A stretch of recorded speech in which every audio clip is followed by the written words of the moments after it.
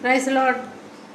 ஆண்டவரும் கர்த்தருமாய் இயேசு கிறிஸ்துவின் வல்லமையுள்ள நாமத்தினால் உங்களை வாழ்த்துகிறேன். இன்றைக்கி ஒரு வசனம் தியானிக்கலாம். நீதிமொழிகள் 25:4 வெள்ளியிலிருந்தே கழும்பே நீக்காவிட்டால் தட்டானுக்கு நல்ல உடமை பிறப்பிக்க முடியாது. வெள்ளியிலேருந்து கழும்பை நீக்கணும், அப்போ தான் நல்ல உடமைகளை பிறப்பிக்க முடியும். தட்டானுங்கிற யாருன்னா பரிசுத்த ஆவியானவர். வெள்ளிங்கிற நம்ம கிரியைகள், நாம தான் வெள்ளி. அடுத்ததாக கழும்புங்கிற மாம்சத்தின் கிரியைகள். முதல் கழும்பு கிருபை இல்லாத வாழ்க்கை. நம்ம ஆண்டோட கிருபை பெற்றவங்களாக நாம் இருக்கணும். நம்ம புதுசாக ஜெனிக்கப்பட்டவங்களாக இருக்கணும். நம்ம பலவீனத்தில் அவரோட கிருபை விளங்கும், கிருபை பெருகணும். அதாவது ஒரு நாள் கிருபையை நம்ம இழந்து போகக்கூடாது. தினம் அவங்க கிருபைக்காக காத்திருந்து நம்ம கிருபையை அதிகால நேரத்தில் நாம் பெற்றுக்கொள்ளணும். கிருபை இல்லாத வாழ்க்கை நமக்கு இருக்கக்கூடாது. அந்த களிம்பை நீக்கி விடுறதுக்கு நமக்கு கிருபை வேணும். கர்த்தரை நம்பி நாம் இருக்க வேணும். கர்த்தரை நம்புகிறவங்களாக நாம் இருக்கணும்.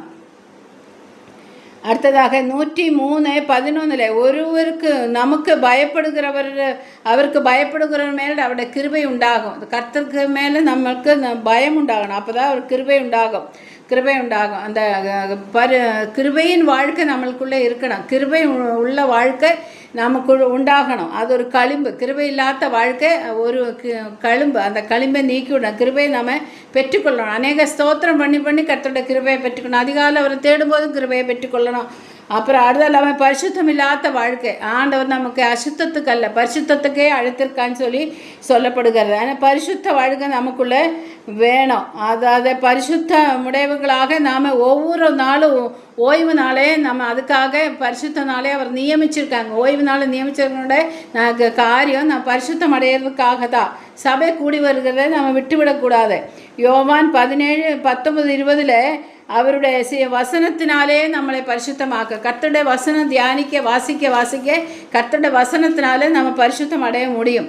விசுவாசம் இல்லாத வாழ்க்கை அடுத்த களிம்பு. விசுவாசம் இல்லைன்னா களிம்பு, அப்புறம் பரிசுத்தம் இல்லைன்னா களிம்பு, அப்புறம் கிருபை இல்லைன்னா கழும்பு. இதெல்லாம் இந்த கழும்புகள் எல்லாம் நீக்கிறதுக்கு விசுவாசிக்கணும். விசுவாசிக்கிற வேதத்தை வாசிக்க விசுவாச கேள்வினால் வரும். கேள்வி தேவனோட வசனத்தினால் வரும். தினம் வசனங்களை அறிக்கையிட்டு நாம் விசுவாசத்தை பெற்றுக்கொள்ளணும். அது விசுவாசத்தை நம்ம வாயினால் அறிக்கையிட்டு நம்ம பரிசுத்தம் அடையணும். அந்த களிம்பை நீக்கி விடணும். விசுவாசம் இல்லாத கிரியை இருக்கக்கூடாது, கிருபை இல்லாத கிரியை இருக்கக்கூடாது, பரிசுத்தம் இல்லாத கிரியை இருக்கக்கூடாது. இந்த களிம்புகளெல்லாம் நம்ம வாழ்க்கையிலிருந்து நீக்கப்படும் போது நிஜமாகவே நம்ம நல்ல உடமைகளாக, நல்ல தட்டானுக்கு நல்ல ஒரு விளங்கின பாத்திரங்களாக, மினுக்கமுள்ள பாத்திரங்களாக, தட்டான் பிரியப்படுகிற ஒரு பாத்திரமாக நம்ம விளங்கும். கர்த்தர்